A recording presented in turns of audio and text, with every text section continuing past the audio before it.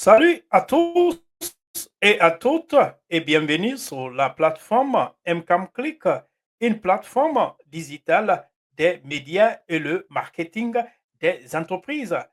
Vous êtes nombreux à nous regarder, à partager nos contenus. Je vous dis un grand merci pour votre fidélité sur cette plateforme. Ce soir, c'est la continuation de notre série de programmes relative à l'actualité économique guinéenne. Ce soir, nous allons baser notre analyse sur le secteur minier en Guinée pour ce mois de novembre 2024. Nous allons focaliser la performance actuelle du secteur minier, chers auditeurs et des auditrices.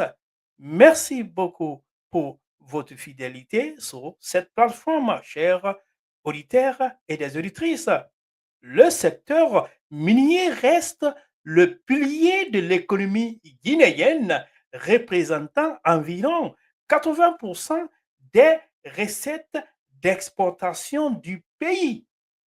En novembre 2024, deux évolutions majeures se démarquent, à savoir la hausse de la production de bauxite.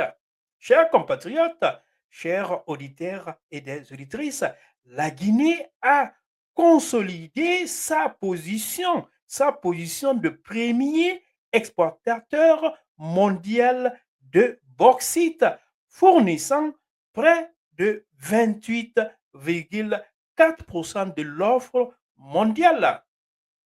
Les principaux acteurs tels que SMB Winning et GAC ont intensifié leurs activités avec de nouvelles infrastructures portières et minières.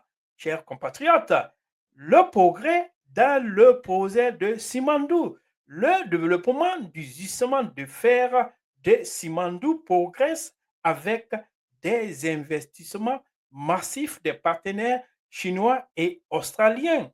Ce projet, chers compatriotes, qui est l'un des plus grands au monde, pourrait transformer la Guinée en un acteur clé sur le marché international du minerai de fer. Voici les opportunités pour la Guinée. Il s'agit de l'attractivité pour les investissements étrangers avec des ressources naturelles abondantes et un potentiel inexploité dans le minerai de fer. La Guinée continue d'attirer des investissements majeurs, notamment de la Chine qui dépend de la Guinée pour ses approvisionnements en bauxite. Pour ce qui est de la diversification économique, bien que dominé par la bauxite, le secteur minier guinéen pourrait évoluer avec des investissements dans d'autres ressources comme l'or et le minerai de fer. Pour le défi à relever, il s'agit de l'infrastructure insuffisante, le manque de routes et de chemins de fer ralentit le transport des minéraux, augmentant ainsi les coûts logistiques et limitant les exportations. Pour ce qui est maintenant les risques environnementaux, les critiques se multiplient sur les impacts environnementaux des activités minières, notamment la déforestation et la pollution des cours d'eau. Une gestion durable est essentielle pour préserver les écosystèmes et maintenir les relations avec les communautés locales. La dépendance en secteur, à un secteur unique à ne pas négliger. L'économie guinéenne reste trop concentrée sur l'exploitation minière, chers compatriotes, ce qui la rend vulnérable aux fluctuations des prix mondiaux des matières premières. En conclusion, le secteur minier en Guinée offre d'énormes opportunités de croissance, mais des réformes structurelles et une diversification économique sont nécessaires pour assurer une croissance durable.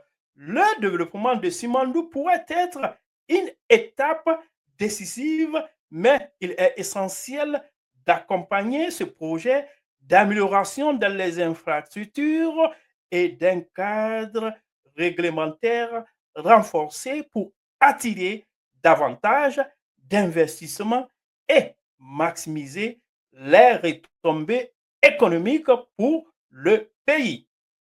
Chers compatriotes, cette analyse fournit une base pour comprendre les défis et opportunités de l'industrie minière en Guinée, idéale pour un public intéressé par l'économie et les affaires. Surtout, n'hésitez pas à nous faire parvenir si vous avez besoin plus de détails ou des données supplémentaires. Merci beaucoup pour votre fidélité sur cette plateforme.